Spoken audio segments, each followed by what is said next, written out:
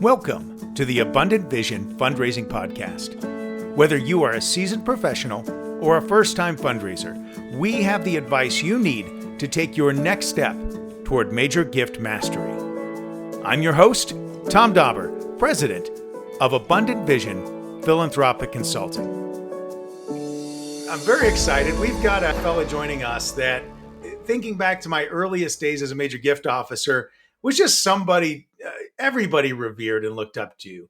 I'm pleased to have Joe Bull with me on the show today. Joe is, if you want to know about planned giving, this is the guy that knows the answers. So respected in that field. And we're so glad to have you on the show today, Joe. Welcome. Thank you, Tom. It's a pleasure to do it. Well, goodness, Joe, tell us about yourself. You know, we're going to get to your fundraising career. Want to hear all about it, but before we get to that, you know, how do you like to spend your time when you're not raising money? It's funny. I think those of us that have done fundraising for a long time, you end up like you have a hard time. This work-life balance becomes like work-life melding kind of thing, and so it seems like I'm always raising money, but. Seriously, I spend as much time on the golf course as I can. That doesn't mean I'm any good, but at least I'd like to try it. And spend time with my two daughters who are now emancipated and adults and lovely people. But I do have a 4-year-old granddaughter, and it's a lovely way to spend some time. And read, just cook on the barbecue. I'm not a woodworker. My father was quite the handyman, and that gene skipped a generation. And so I need to make enough money to have other people do those kind of things because I can't do them. But in any event, just kind of normal stuff. That's awesome. Well, so you've had a long career in fundraising. Could you walk us through how you became a fundraiser initially and the path that your career took? Sure. I know there are people that now are like, oh, I want to do that. That's what I want to do. But I'm going to belittle my age a little bit here. I've been doing this for 39 years now. And when I started, nobody went in through the front door, and I certainly didn't go in through the front door. I thought I was going to be an athletic director when I grew up. And I did a master's degree in sport management and a law degree at the same time at Ohio State with the idea that I was going to get into intercollegiate athletics administration. I didn't want to be Jerry Maguire. I didn't want to do the agent thing, but I really wanted to get into athletic administration. And as I started looking for work, that was a fairly tough fraternity to break into because I wasn't an intercollegiate athlete and I didn't have many ties. But I did start seeing in the Chronicle of Higher Education, I started seeing some fundraising jobs. And I thought, well, I could do that because my dad owned a life insurance agency in our hometown for 50 years. And I spent several summers doing that. And my dad, to his everlasting credit, said, I want you to understand what you're getting yourself into here. Because there was some thought about I might go back and take over the family business and that kind of thing. And I mean, it was just a thought.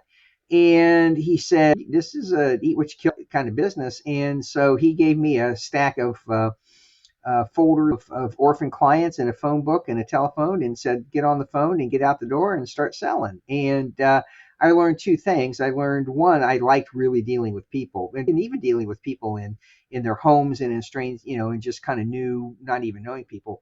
But I also realized I didn't want to sell life insurance for life. But it was a great experience. And so I started seeing these fundraising jobs and I'm like, well, I could do that. And I thought, well, if I get in the door, it might be easier to move over to athletics from being inside the institution than being on the outside totally. So I still don't know how this happened. And I will probably go to my grave not knowing how this happened. But right out of law school, like my first job right out of law school, I was the assistant director of planned giving at Duke University. And yeah, seriously, right? And now that was 1985. And you fast forward 39 years, there's no way that I could get that same job today. If I was 25 years old and getting out of law school, there's no way today I could get that job in similar circumstances. That's just how much our profession has grown and matured and everything. I mean, when I was at Duke, there was the director, the assistant director, and we each had a secretary. So there were four of us in the office. Duke has a planning office now of about 15 people. And so, I mean, it's changed. The field has changed and I've seen it change. So I am eternally grateful for finding that just kind of through the back door, because I've done it for 39 years. Uh, but I also realized that I had some great fortune to be in the right place at the right time. So you started there at Duke. Where did you go from there? So this is I met my wife, and who was finishing up a master's degree at another institution in college student personnel. And those people, almost everybody that has that degree ends up running a residence hall as their first job. And so we got married and we started looking for jobs together. And she ended up running a residence hall at NC State. And then I went from Duke to NC State, and we stayed in the Research Triangle for 6 years. Loved it there. Oh, yeah. And my wife's from Northwest Ohio. I'm from Central Ohio. And she started an alumni club for Bowling Green in Raleigh, and I started an alumni club for Ohio State in Raleigh. And through that, I got to know the longtime alumni director at Ohio State, a fellow by the name of Dan Heinlein, who is kind of a legend in the alumni field. Yeah, he is. I think Dan was the alumni director at Ohio State for like 40 years or something like that. And I got to know Dan through Case. I saw him at Case conferences, that kind of stuff. And he called me one day out of the clear blue. I'm just sitting at my desk minding my own business. And he said, hey, we're looking for somebody to run a campaign. We're going to build a new alumni. We're going to put an addition onto the alumni building at Ohio State. And we need somebody to run that campaign. And your name just keeps coming up. Would you want to talk to us about that? And I said, sure, I think. It's funny. It's your alma mater, and you think, oh my gosh, it'd be great to go back. But we were so ensconced at NC State, both of us were. And we just loved the Triangle and Raleigh. We decided, at that point, we're getting ready to maybe, this might be time for us to have kids. And it's like, wouldn't it be great to be closer to home for grandparents and all that kind of stuff? And so, well, let's look at it. And, one thing led to another, and I got that job. So I moved to Ohio State out of Planned Giving and into the notion of, running a small campaign we were going to put, for those people that are familiar with Ohio State, there's a building called the Fawcett Center, and the alumni building used to be a wing on that facility. And we were going to put 10,000 square feet on the end of that, a 10,000 square foot addition on the end of that building. And, not to air too much internal dirty laundry, but the presidents changed at the institution, and it went from adding 10,000 square feet onto the end of an existing building to a freestanding facility, which is there today, the Longaberger Alumni House. Anyhow, so I did that, I think, for 3 years, maybe. I think that's right. Yeah, 3 years. And the Planned Giving director's job came open at Ohio State, and I thought, man, I'd really like to that's a job I could hold on to for an awfully long time and really want to do. And I was fortunate enough to get that. And so then I moved over to be the Planned Giving director at Ohio State, and was at Ohio State for 16 years. Yeah. And a long time. What year did you become the Planned Giving director there? So we started in 91, and I think 94, I think. Okay. That's my recollection.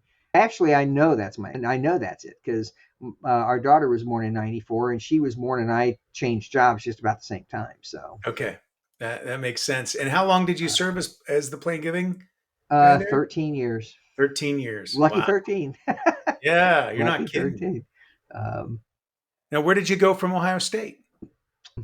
So in 2007, I think anybody that works in a big organization for a long period of time, particularly if you're in a leadership position, sometimes there comes a point in time when it's just time to move on.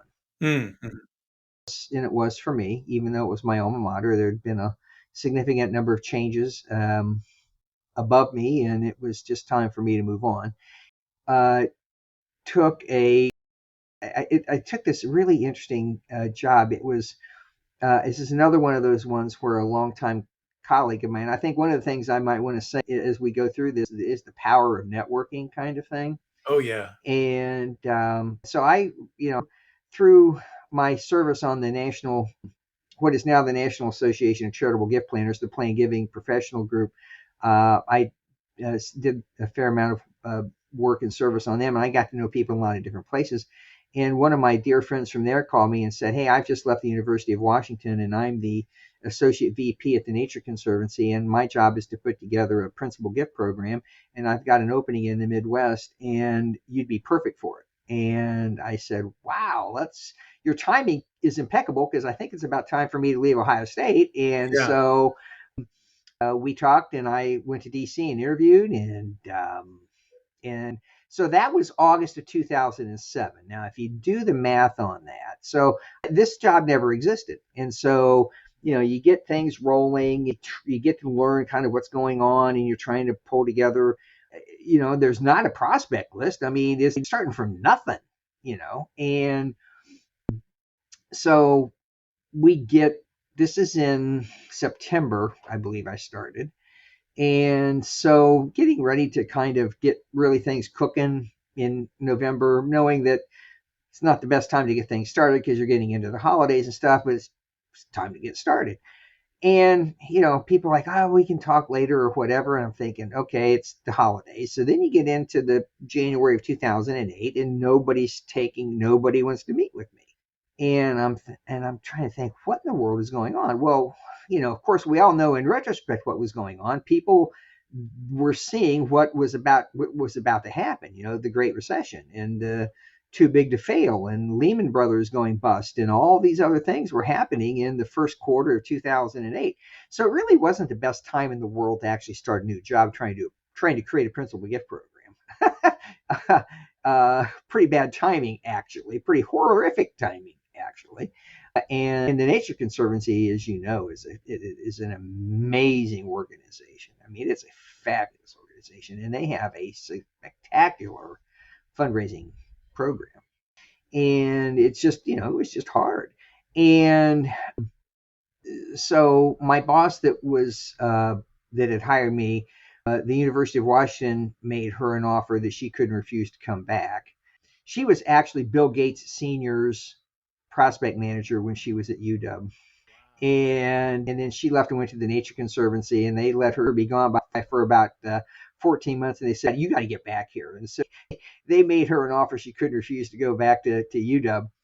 And so I got promoted into her job at the Nature Conservancy. And one of the first things I had to do was start laying people off, because we were going through this. It's the spring of 2008, Yeah. I and remember. and we are people are hemorrhaging. Everybody was hemorrhaging, and we were cutting budgets, and it was not a good time. And so then this leads to the next step is I'm looking at everything, and at this point I'm just merely administrative overhead. At this point, I haven't raised a dollar. I mean, a little, but not enough to justify my existence. But I was doing all this administrative, management kind of work, and I thought to myself, my gosh, if we have another big round of budget cuts, I might not make the next set. Because I looked at the budget, and I looked at the org chart, and I was in a pretty precarious position if there was another round of job cuts. Right about that time, mutual friends introduced me to the brand new chief executive officer of the Columbus Zoo and Aquarium. And he really wanted to change the way that the zoo looked at fundraising. And he came to it from a really interesting perspective. He had been the person that Bernie Marcus, the co-founder of Home Depot, tapped to be the first employee to build the Georgia Aquarium. Which, if you've ever go to Atlanta, and if you're into zoos and aquariums and stuff, and you ever go to Atlanta, you have to go there. The place is spectacular. Yeah, it is. And Jeff was the first employee and built the thing from the ground up. And he came back to Columbus. He had started his career at Columbus, and he came back to Columbus as the CEO. And he had a significant fundraising background because they had to raise the money to build the Georgia Aquarium. And he really wanted to change things around, and he and I just clicked. And so I left the Nature Conservancy, and I was then the VP of, it was essentially in the higher ed world, in the hospital world, it was advancement. But, we decided we wanted to, advancement is such a nebulous term. We wanted something that seemed to be a little more like, okay, what do you really do kind of thing? And we came up with community engagement. And so we called ourselves community engagement. And the idea was our job is to engage the zoo in the life of the community, engage the community in the life of the zoo. That was our back of the business card, kind of why we existed. And it was essentially like what you would expect from a college advancement program, with the exception of we didn't have alumni, but we had members and that kind of thing. And so did that for 4 years. And I don't know how to say this so that it doesn't sound, I'm just going to say it. It was, again, so Jeff Swanigan, the fellow that hired me, very, very tragically took a nap on his couch one Sunday afternoon and never woke up. And he was 3 months shy of 54 at that point in time. So it was incredibly tragic. And he was just one of those leaders that was kind of a Pied Piper. I mean, people, you just want to follow this guy. And that was only 6 months after I started at the zoo. And then we had a second executive or CEO that left, and then the third guy came in. And again, this is another one of the situations where he and I were kind of like plus and minus poles of a magnet. And we kind of repelled each other to a certain extent. And it's one of those things that I think if you ever take a job, if you ever rise to the point where you get to be a VP, I think that's one of the things you have to recognize, is that you're only as good as whoever your CEO is. And if you don't see the world the way the CEO sees the world, you have two choices. Either you learn to see the world the same way the CEO does, or you leave and find another job, because, and those are your only two choices. And it was obvious that it was B for me. I don't say this with any glee, but anybody that's in and around Columbus that has watched the news and stuff, there has just been some criminal convictions and some people going to prison for some stuff. And the guy that I was leaving the zoo because I didn't get along with is going to end up in prison. And I don't say that with any glee, but I just say it was pretty obvious. We just did not have any. We were no way on the same wave. At that point, it was. I kind of wanted to. I'd done the leadership thing, and I've left Plain Giving twice, and I've gone back to Plain Giving every time I leave it. So it's so I ended up becoming the Plain Giving director at Carnegie Mellon, which is it's one of those absolutely spectacular institutions that not that many people know about, because A, it's not in the Ivy League, and B, they don't play big time sports, right? And so it's like, oh yeah, I think I kind of know Carnegie Mellon. And you don't know that artificial intelligence was literally developed at Carnegie Mellon. Literally, I mean, they have good claim to being maybe the place, or maybe one of the two places where it was actually done. It's an incredible institute. So I went back as the AVP for gift planning, and got to revitalize and reinvigorate their Plain Giving program. And was there 7 years, and then COVID came along, and I was one of the first people that I ever knew that had kind of a virtual work environment.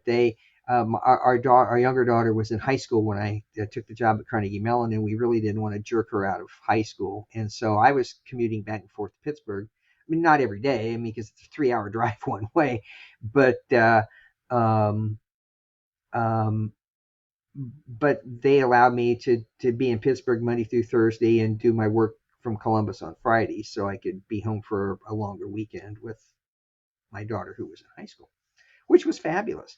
And not that many people were doing that in 2013. And so I was really fortunate to be kind of on the front end of that. And so anyhow, so then COVID hit, and it I decided, it was probably I just needed to be at home, and so thought it was time to hang my shingle out, and which is something I always thought about doing, and so I did, and there you go. Yeah, and that's where you are today, correct? Correct. And the other thing I noticed is, given the fact that I had spent most of my career in Planned Giving, one of the things that, because of the, it started with the tech bubble popping in the early 2000s, and then it exacerbated with that Great Recession in 2008, 2009 that we were just talking about. Yeah. And then it got even exacerbated a little bit more by COVID. A lot of organizations just can't justify paying a full-time Planned Giving officer, but yet they have the need for Planned Giving expertise, but they just don't have the budget or this capacity to hire somebody full-time. And so I thought that was an opportunity, and so it's, there's this whole notion of fractional now in our gig economy, like fractional HR or fractional CFO or whatever it is. I'm fractional gift planning or fractional Planned Giving, and it seems to have hit a really pretty solid space, because even medium-sized organizations and even some larger organizations, they just don't. They need the assistance. They just don't have the ability to hire somebody. And so, again, right place, right time kind of thing for me. Is knock on wood, it's going great. That's all the time we have today. But be sure to tune in next week to hear the next part of this exciting conversation. Now, if you've enjoyed this podcast, please be sure to subscribe and give us a 5-star rating on your podcast provider. I'm your host, Tom Dauber. Thank you for joining me as we journey together towards major gift mastery on the Abundant Vision Fundraising Podcast.